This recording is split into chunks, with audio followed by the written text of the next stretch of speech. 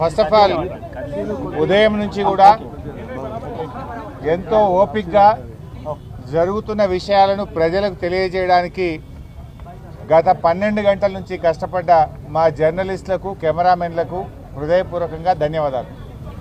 చాలా కష్టపడ్డారు. మీరు కూడా అటు బంజారా హిల్స్లో ఇక్కడ మీకు కూడా అన్నం లేకపోయినా ఛాయ్ లేకపోయినా 12 గంటల నుంచి నాన్ స్టాప్గా కష్టపడ్డ మా పోలీస్ సిబ్బందికి, బీఆర్ఎస్ కుటుంబ సభ్యులకు, అదేవిధంగా ముఖ్యంగా జర్నలిస్టులకు అందరికీ ధన్యవాదాలు.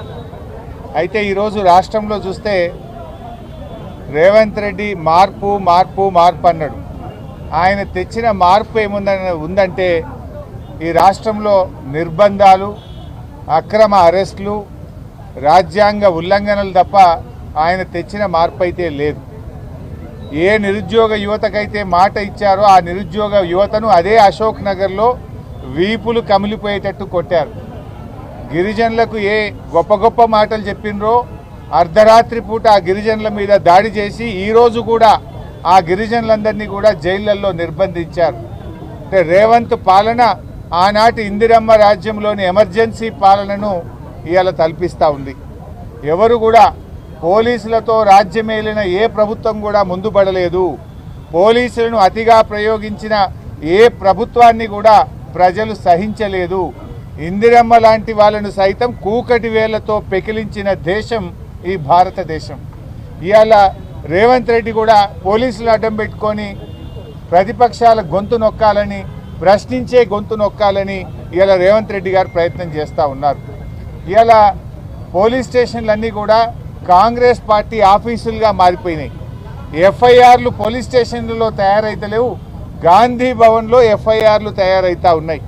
ఏ సెక్షన్లు పెట్టాలనో, ఎవరిని అరెస్టు చేయాలో గాంధీ భవన్ నుంచి, కాంగ్రెస్ పార్టీ కార్యాలయం నుంచి ఇవాళ ఆదేశాలు ఇస్తున్నటువంటి పరిస్థితి ఉన్నది. పోలీసు ఉన్నతాధికారులు కూడా ఇవాళ ఒక విషయం ఆలోచించుకోవాలి. మీరు రేవంత్ రెడ్డి ఏం శాశ్వతం కాదు. ఈయన ఇవాళ ఉంటాడు, రేపు పోతాడు.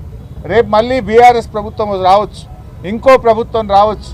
కానీ పోలీసులు ఒక విషయం గుర్తుపెట్టుకోవాలి, రాజ్యాంగానికి లోబడి, చట్టానికి లోబడి పనిచేయాలి తప్ప రేవంత్ రెడ్డి ఆదేశాలతో మీరు పనిచేస్తే రేపు మీరు ఇబ్బంది పడతారు.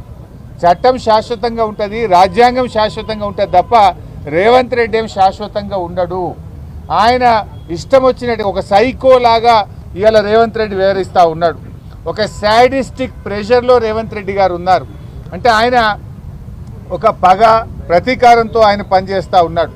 ఇవాళ రేవంత్ రెడ్డి గారు ఒకటే విషయం ఆలోచించుకోవాలి. ఆయన ఏదో ప్రతిపక్షంపై పగబెట్టి గౌరవ ఎమ్మెల్యేలను, ప్రతిపక్ష నాయకులను నోటికొచ్చినట్టు మాట్లాడుతూ ఉన్నాడు. ఆయనలో ఒక శాడిస్టిక్ ప్రెషర్ ఉన్నది. అంటే గతంలో మరి ఏ రకంగా అయితే ఇవాళ కాంగ్రెస్ పాలన ఉందో ఈరోజు మళ్ళీ అదే రకంగా అంటే బీఆర్ఎస్ కార్యకర్తల్ని, ఎమ్మెల్యేలని అరెస్ట్ చేయాలి, ఇబ్బంది పెట్టాలి అనే ఒక పగతో, ప్రతీకారంతో రేవంత్ రెడ్డి పనిచేస్తున్నట్టు కనబడతా ఉంది. నీ ఏడాది పాలనలో కేసీఆర్ గారు కట్టించిన ఫ్లైఓవర్లకు ఇనాగరేషన్లు చేసినావు, కేసీఆర్ గారు కట్టించినటువంటి ఎస్టీపీలను ఇనాగరేషన్ చేస్తున్నావు, కేసీఆర్ గారు కట్టించిన కాలోజీ క్షేత్రాన్ని ఇనాగరేషన్ చేసినావు తప్ప అసలు నీ ఏడాది పాలనలో ఒక ఇల్లు కట్టినావా? నీ ఏడాది పాలనలో ఒక పాలసీ తెచ్చినావా? నువ్వు చేసిన ఒక్క మంచి పని ఉందా? నువ్వు ఒకవైపు ఏమో ప్రజాపాలన అంటున్నావు. ప్రజాపాలన కాదు, ఈ రాష్ట్రంలో రాక్షస పాలన నడుస్తూ ఉంది. ఎక్కడ ప్రజాపాలన ఉంది? ప్రజాస్వామ్యము, ప్రశ్నించే హక్కు ఇస్తాం, 7వ గ్యారంటీగా ఇస్తున్నావు. నీ 7వ గ్యారంటీ ఏమన్నా ఉంది అంటే ఈ రాష్ట్రంలో అక్రమ అరెస్టులు తప్ప 7వ గ్యారంటీ ఏమీ అమలైతలేదు. ఇవాళ రాహుల్ గాంధీ గారు పెద్ద పెద్ద మాటలు మాట్లాడుతుండు. నన్ను ఎందుకు పోనీయరు అని చెప్పి మొన్న ఈ మధ్య నేను ప్రతిపక్ష నాయకుడిని, నన్ను ఏ రకంగా అరెస్ట్ చేస్తారు అని రాహుల్ గాంధీ గారు మాట్లాడుతున్నారు. నేను అడుగుతున్న రాహుల్ గాంధీ గారు, ముందు నీ ముఖ్యమంత్రిని అడుగు. ఈ రాష్ట్రంలో ప్రతిపక్ష నాయకుడిగా ఉన్న మధుసూదనాచారి గారు లగచెర్లకు వెళ్ళారు. ఆయనను ఎందుకు అరెస్ట్ చేశారు? అర్ధరాత్రి పూట లగచెర్లలో మహిళల గొంతు మీద కాళ్ళు పెట్టి వాళ్ళ భర్తలను, పిల్లల్ని నువ్వు అరెస్ట్ చేస్తే ఆ కుటుంబాలను పరామర్శించడానికి, వాళ్ళకి ధైర్యం చెప్పడానికి ప్రతిపక్ష నాయకుడిగా మధుసూదనాచారి గారు వెళ్తుంటే ఆయనను అరెస్ట్ చేశారు కదా. ప్రజా సంఘాలు POW సంధ్య గారు వారి సభ్యులందరినీ కూడా నడి రోడ్డు మీద బట్టలు చింపి వాళ్ళు అరెస్ట్ చేశారు కదా. అసలు ప్రజాస్వామ్యం ఎక్కడుంది? రాహుల్ గాంధీ గారు రాజ్యాంగం గురించి, ప్రజాస్వామ్యం గురించి మాట్లాడాలంటే ముందు మీరు రేవంత్ రెడ్డి నీ చక్కగా చేయి, ఆయనకు ఆదేశాలు ఇయ్యి, లేదా ఆయన నీకు వినకపోతే ఆయనను తొలగించు. ఇలా అర్థమవుతుంది, రేవంత్ రెడ్డి ఫ్రస్ట్రేషన్ కూడా అర్థమవుతుంది. ఢిల్లీకి పోతే రాహుల్ గాంధీ అపాయింట్మెంట్ దొరకలేదు. ఈ మధ్య 5 ట్రిప్పులు 6 ట్రిప్పులు కొట్టినా ఢిల్లీలో రాహుల్ గాంధీ అపాయింట్మెంట్ దొరకలేదు. ఎవడు కుర్చీ గుంజుకుంటాడో అనేటువంటి ఫ్రస్ట్రేషన్లో ఉంది.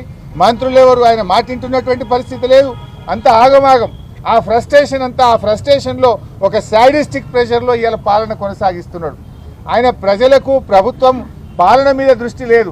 ఎంతసేపు ఎక్కడ డబ్బులు సంపాదించాలి, ఎక్కడ ప్రతిపక్షాల మీద అక్రమ కేసులు పెట్టాలి, ఎక్కడ ప్రతిపక్షాలను వేధించాలి, దీని మీద ఇవాళ రేవంత్ రెడ్డి గారు పనిచేస్తున్నారు తప్ప అసలు పాలన ఇవాళ గాలికి వదిలేసిండ్రు.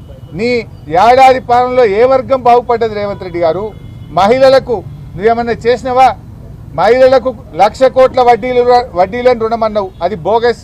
కేసీఆర్ గారు ఇచ్చిన 5 లక్షల రూపాయలకే వడ్డీ లేని రుణం ఈరోజు ఈ రాష్ట్రంలో వర్తిస్తుంది. నీ 1,00,000 కోట్ల వడ్డీ లేని రుణం బోగస్. మహిళలకు నువ్వు చెప్పినటువంటి మహాలక్ష్మి బోగస్. ఇవాళ రేవంత్ రెడ్డి అంటున్నాడు మంచి సలహాలు ఇవ్వండి, సూచనలు ఇవ్వండి అని. మేము చాలా సలహాలు ఇస్తున్నాం, మేమేం నీ పాలనను అడ్డుకుంటలేం కదా. నువ్వు 100 రోజుల్లో 6 గ్యారెంటీలు అమలు చేస్తా అని బాండ్ పేపర్ మీద నువ్వు ఒక దిక్కు, బట్టి విక్రమార్కో దిక్కు సంతకం పెట్టి కాళ్ళు ఏళ్ళు పట్టుకొని ఓట్లు వేయించుకున్నారు. 100 రోజులు కాదు, నీ పాలనకు 365 రోజులైంది. నీ 6 గ్యారెంటీలు అమలు చేయమని అడుగుతున్నాం. ఇది తప్ప? నువ్వు రైతులకు వరంగల్లో డిక్లరేషన్ ఇచ్చి 9 హామీలు రైతు డిక్లరేషన్లో వరంగల్లో చెప్పావు. 9 హామీల్లో ఒక్క హామీ అమలు కాలేదు, అది అమలు చేయమని చెప్పాం. ఇది తప్ప? ఇది సూచన కాదా? మేమేమంటున్నాం, నువ్వు చెప్పిన 15,000 రైతు బంధు ఈ రేవంత్ రెడ్డి, నువ్వు 2 సార్లు కాదు 3 సార్లు రైతు బంధు ఇవ్వమని ఆ రోజు కేసీఆర్ని అడిగినావు. 3 సార్లు రైతు బంధు రేవంత్ రెడ్డి అన్నాం. ఇదేమన్నా నిన్ను అడ్డుకుంటున్నామా? నువ్వు అడిగిన మాటలే నీకు యాద్ చేస్తున్నాం, నువ్వు చెప్పిన మాటలే నీకు గుర్తు చేస్తున్నాం. అవ్వా తాతలకు 4,000 పింఛన్ ఇస్తా, ఇందిరమ్మ రాజ్యం వస్తుంది అన్నావు. 4,000 పింఛన్ ఎప్పుడు ఇస్తావు రేవంత్ రెడ్డి గారు అని నేను గుర్తు చేస్తా ఉన్నాం. ఇది తప్ప? అరే మూసీలో పేదల ఇండ్లు కూలగొట్టకు, హైడ్రా పేరిట గరీబోళ్ళ ఇండ్లు కూలగొట్టకు రేవంత్ రెడ్డి అన్నాం. ఇది సూచన కాదా? మూసీ మీద అఖిలపక్షం బిలు, మేము వచ్చి మీకు సూచనలు ఇవ్వడానికి రెడీగా ఉన్నామని చెప్పినాం. అఖిలపక్షం పిలిచే ముఖం నీకు లేకపోయే, నువ్వు అఖిలపక్షం పిలవకపోతివి. ఇది సూచన కాదా? సూచనలు తీసుకునే సోయి నీకు లేదు, ఆ విజ్ఞత నీకు లేదు. ముఖ్యమంత్రిగా నువ్వు బిహేవ్ చేయడం లేదు. ఒక గల్లీ నాయకుడిలాగా, ఒక ముఠా నాయకుడిలాగా, ఒక ఫ్రాక్షనిస్ట్ లాగా, ఒక కక్షతో పగతో ప్రతిపక్షాల మీద నువ్వు వ్యవహరిస్తూ ఉన్నావు. కాంగ్రెస్ ఇవాళ ఏమైంది? చట్టం కాంగ్రెస్ పార్టీ చుట్టమైపోయింది రాష్ట్రంలో. చట్టాన్ని విచ్చలవిడిగా నీ యొక్క దానికోసం వాడుకుంటున్నావు. ఇవాళ మమ్మల్ని పోలీస్ స్టేషన్ తెచ్చినావు. ఇక్కడ బాధ కానిస్టేబుల్ కానీ ఇక్కడ అందరూ బాధపడుతున్నారు. ఏమంటున్నారు హోంగార్డులు? నేను అధికారంలో వస్తే 3 నెలల్లో హోంగార్డులను పర్మనెంట్ చేస్తా, రెగ్యులరైజ్ చేస్తా అన్నావు. సార్ हमारे तरफ पलट के भी नहीं देख रहा रेवंत रेड्डी, जब तो बोला 3 महीने में रेगुलराइज करते बोल के बोला, लेकिन हमारे तरफ पलट के भी नहीं देख रहा रेवंत रेड्डी అని హోంగార్డులు వాపోతా ఉన్నారు. మా కానిస్టేబుళ్లకు రావాల్సిన 4 సరెండర్ లీవ్ పైసలు పెండింగ్లో ఉన్నాయి. అంటే ఒక్కొక్క సరెండర్ లీవ్ అంటే 30,000 40,000 వస్తే పిల్లల ఫీజులు కట్టుకుంటాం సార్, ఎవరికి చెప్పుకోవాలని అర్థమైతలేదు. 4 సరెండర్ లీవులు పెండింగ్లు ఉన్నాయని మా కానిస్టేబుళ్లు బాధపడుతున్నారు. ఇవాళ పోలీసులకు రావాల్సిన టీఏ ట్రావెలింగ్ అలవెన్స్ కేసీఆర్ గారు 15 రోజులు ఇస్తే నువ్వు 7 రోజులకు తగ్గించినావు. ఆ టీఏ పైసలు కూడా 7 నెలల నుంచి టీఏ పైసలు వస్తలేవు సార్, మా కిస్తీలు కట్టుకోలేకపోతున్నాం, ఈఎంఐలు కట్టుకోలేకపోతున్నామని పోలీస్ కానిస్టేబుళ్లు, పోలీస్ సిబ్బంది బాధపడుతున్నారు. కేసీఆర్ గారు ఉండగా పోలీస్ స్టేషన్కు 75,000 రూపాయలు నెల నెల ఇచ్చిండు. స్టేషన్ అలవెన్స్ ఇస్తే నువ్వు వచ్చినాక స్టేషన్ అలవెన్స్ బంద్ అయింది. కాగితాలకు ప్రింటర్లకు కూడా గోస ఉన్నది. సీసీ కెమెరాలు పనిచేయకపోతే రిపేర్ చేసే దిక్కు లేదని పోలీసు వాళ్ళు బాధపడుతున్నారు. ఎవరిని ఉద్ధరించినావు నువ్వు? పోలీస్ స్టేషన్కి వస్తే కూడా ప్రజలు ప్రతిపక్షానికి బాధలు చెప్పుకునే పరిస్థితి వచ్చింది. రైతుల దగ్గరికి పోతే మద్దతు ధర లేదు, పత్తిని మద్దతు ధరకు కొనే దిక్కు లేదు, నువ్వు చెప్పిన బోనస్ రాదు, రైతు రుణమాఫీ రాదు, రైతు బంధు పడకపాయే, అవ్వాతాతలకు 2 నెలల పింఛన్ ఎగ్గొట్టివి. కష్టాలు తప్ప నీ పాలనలో చేసింది ఏంది? అసలు నువ్వు ఎప్పుడన్నా ఒక్కరోజన్నా శాసనసభలో మనల్ని మాట్లాడించినవా? ఇవాళ ఒక మంచి సూచనలు ఇస్తామంటే వినే ఓపిక ఉన్నదా? నేను రేవంత్ రెడ్డిని అడుగుతున్నా, నువ్వు ఏడాదిగా ఎన్నో ఉపన్యాసాలు చేసినావు. ఏ ఉపన్యాసంలోనైనా కేసీఆర్ పేరెత్తకుండా నువ్వు స్పీచ్ ఇచ్చినావే? ఒక ముఖ్యమంత్రిగా ప్రజల గురించో, ఒక పాలసీ గురించో, ఒక అభివృద్ధి గురించో ఎప్పుడన్నా మాట్లాడినావా? నువ్వు నోరెత్తితే పేగులు మెడలేసుక తిరుగుతా, గోటీలాడతా, లాగుల తొండలు జొర్రగొడతా, పిచ్చి బూతులు తప్పని ఒక చక్కటి మాట మాట్లాడినావా? కేసీఆర్ పేరెత్తకుండా నువ్వు ఉపన్యాసం ఇచ్చినావా? నీ నిద్రల కళలు కూడా నీ కేసీఆర్ కనబడుతున్నాడు. నువ్వు ఒక ముఖ్యమంత్రిగా మర్యాదగా మాట్లాడితే, పాలసీ గురించి మాట్లాడితే, నువ్వు పద్ధతిగా వ్యవహరిస్తే ప్రతిపక్షంగా మేము నిర్మాణాత్మక పాత్ర పోషిస్తాం.